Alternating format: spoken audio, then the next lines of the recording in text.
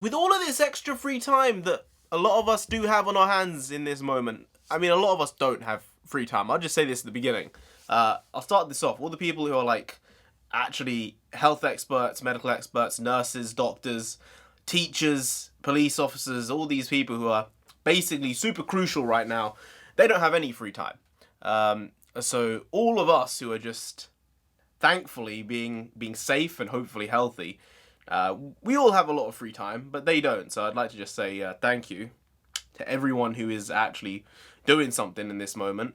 I saw today that apparently the Prime Minister wants over 250,000 people to sign up for some volunteer NHS thing. I might sign up. I think I probably should sign up. The problem is I have two at-risk people at home in terms of high problems with health. So it's like less contact at this moment in time, the better. But if there's a way I can do something with the telephone or with the internet to help other people within that community, then I mean, I might as well do it. But back to the point. We all have a lot of extra time if you're not doing something important with your life at this moment of the day. But something I have gone back to is one of my classics. The classic. And if you don't know what I just said, no one knows what I said because it's a very odd way of me saying the word. I just said classics. Yes. I've gone back to one of my classics, but I like to say classics for some reason. It's just what I do. Shark Tank. Yeah, Shark Tank. It's an absolute banger of a show. Very, very underrated because most people don't even know it's a thing across the world, I guess, in a lot of different parts. In the UK, we don't have Shark Tank. We have something called Dragon's Den, and I'll tell you, it is absolute dog feces compared to Shark Tank. All right?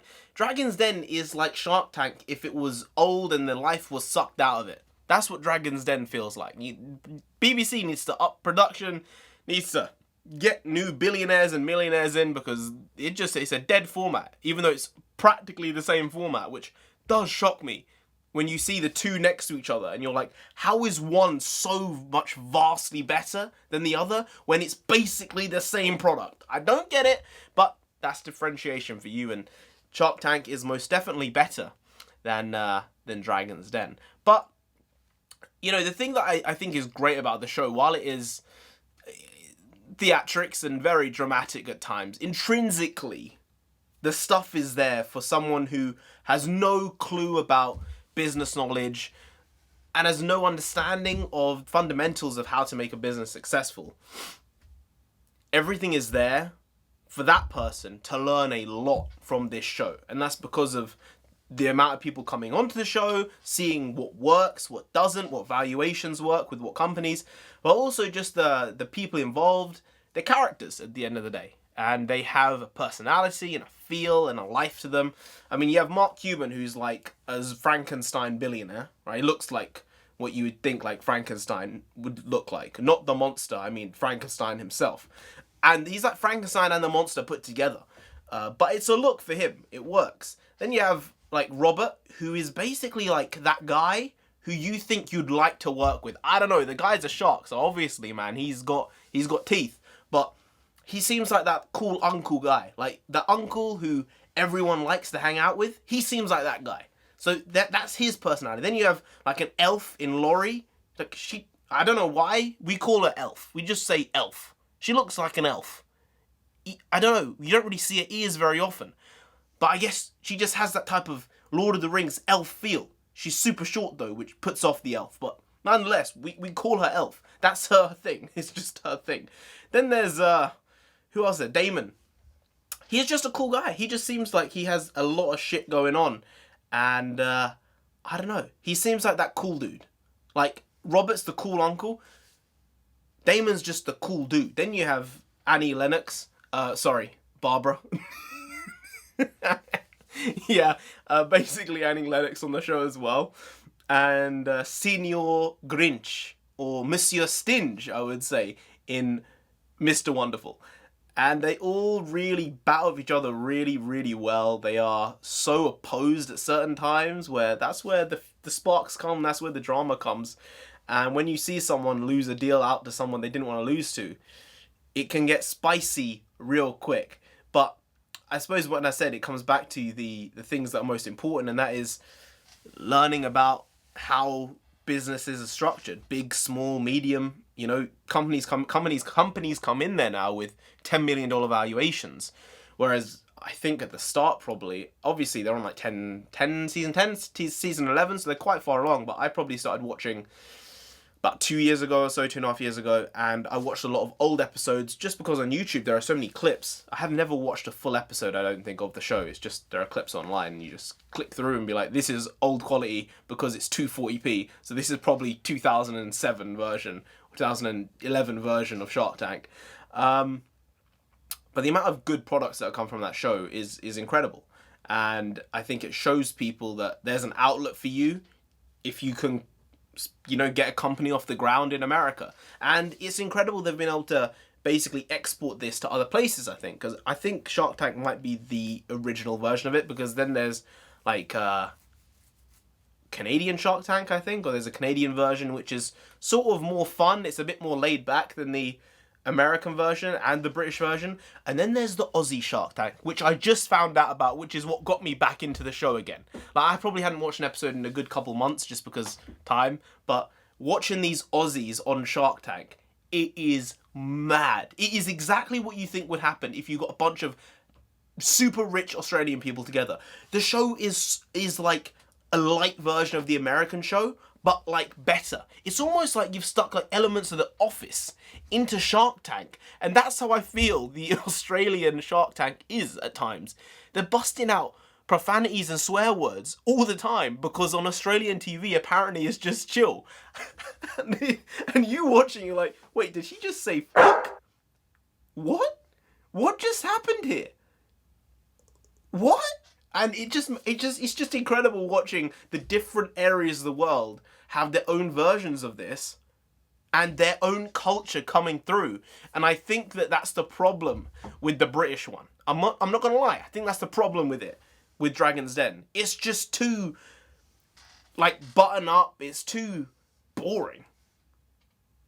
And trust me, man, I'm as patriotic as they come, you know?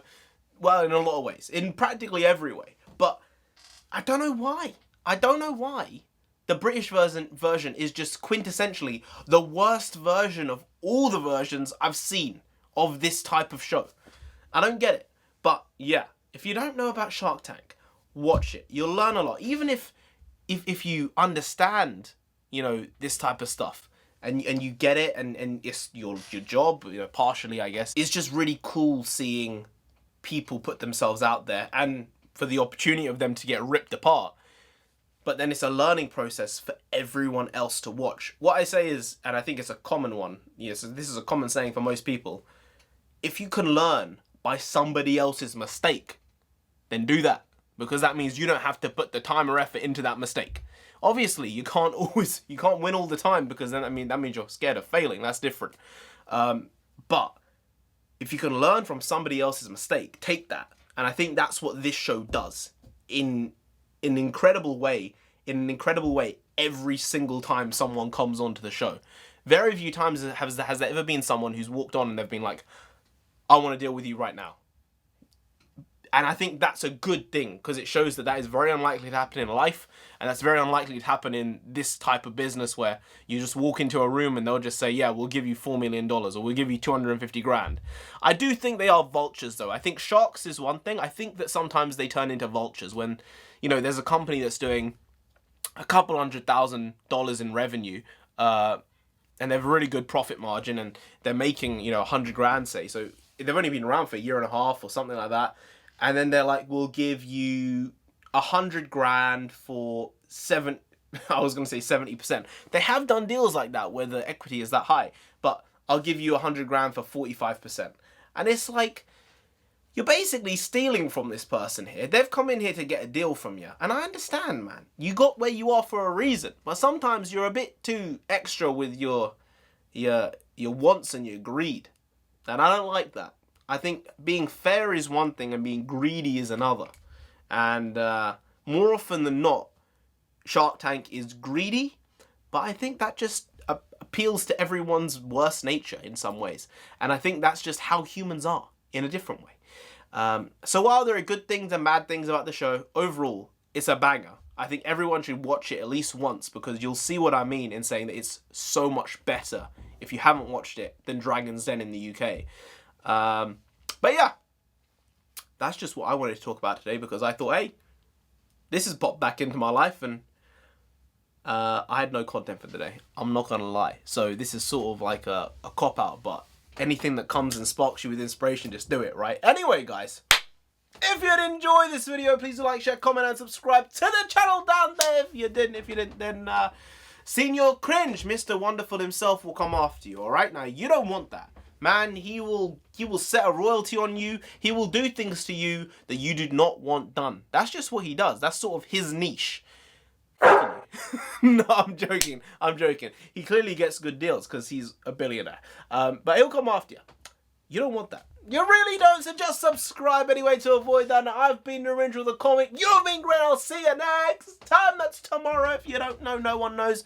But that is okay. If you don't know, as I said, no one knows. I make a video every single day. Been doing it for almost 700 days, I believe, at this point.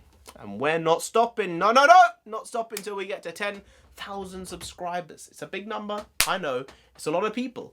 I know.